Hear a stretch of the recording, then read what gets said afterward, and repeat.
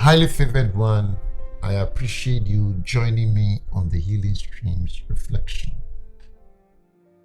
The title for today's post is Credible Communication, or Trustworthy, Sure, Reliable Communication, whatever you may term it. Beloved, credibility is a leader's currency. With it, he or she is solvent. Without it, he or she is bankrupt.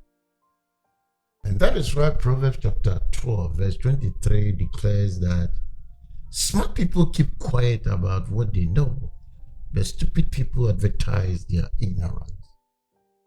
Consider this metaphor. A leader with credibility has a pocket full of coins.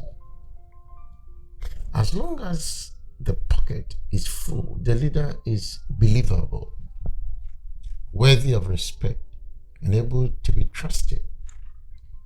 Each time the leader breaks a promise or acts inconsistently with professed values, he or she must spend some of the coins in their pocket. When the coins are gone, so is the leader's credibility. No amount of persuasion or personal appeal will be able to buy it back. Once lost, respect and trust take years to regain. How do one establish credibility? Number one, speak the truth. Be honest and upfront. Transparency breeds legitimacy. Make it a priority to be open with financial statement, policies, and decision-making rationale. As one minister said, when I began my pastorate in that large city, I followed the founding pastor who was retiring after having led the congregation for 27 years. I knew my success hinged upon my ability to earn the trust of the church. So one Sunday night, a month, for several months, I will invite congregants to the church and spend a full hour answering any question they had for me. And the first question and answer session, 600 people came. My sincerity and openness in fielding questions disarmed them. And it laid a solid foundation of credibility from which I could operate. Secondly, establishing a credibility involves don't hide bad news. With huge corporate scandals seared in our collective memories, we have entered an era in which transparency is demanded like never before. With multiple information channels available, bad news always becomes known. So it behoves management to be candid right from the start. Thirdly, establishing credibility, never overpromise. Do not make promises you cannot keep. Why do you think politicians have such a poor reputation? It's very simple. They promise the world and seldom deliver. I am naturally optimistic, and as my children were growing up, I found overpromising to be a weakness of mine. I'll talk with my kids about going to exciting places and doing fun activities, but then my schedule wouldn't allow me to follow through with my intention.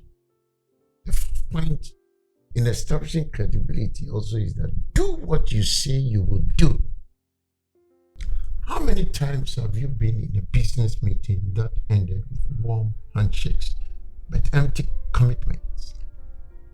When you say you pass along a friend's contact information to a business associate, do it. Diligent follow-through will set you apart from the crowd and communicate excellence to those you meet. What about when credibility is questioned? Beloved, even the best leaders suffer a blow to their credibility.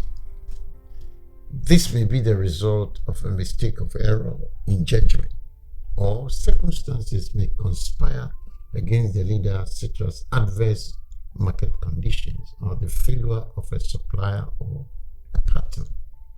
As a leader, how can you restore damaged credibility? Number one, acknowledge the mistake. When decisions turn out unexpectedly, the leader owes his or her followers an explanation. The egos of leaders can make them quick to assign blame or make excuses, but the problem compounds when a leader does not acknowledge mistakes. The acknowledgement should be on the front end and should be voluntary. A false acknowledgement, because I got caught, I would like to acknowledge this. That's nothing to re-establish trust. 2, when credibility is questioned, apologize. Admit what you did was wrong. Accept responsibility and say you are sorry. It may be painful for the moment, but it will shorten the agony and enable the leader to put the incident behind him or her. Then 3, make amends. Find a way to make amends with the people you have wronged. Make restitution to those you have harmed. You may not be required to do so, but a trustworthy leader goes the extra mile to remedy strained relationships. Beloved, credibility is the bond between the leader and the follower, and it forms the bedrock of why people will do what the leader asks of them. As a leader, credibility will make or break your success in any ministry or circumstance. Thanks for listening. Goodbye.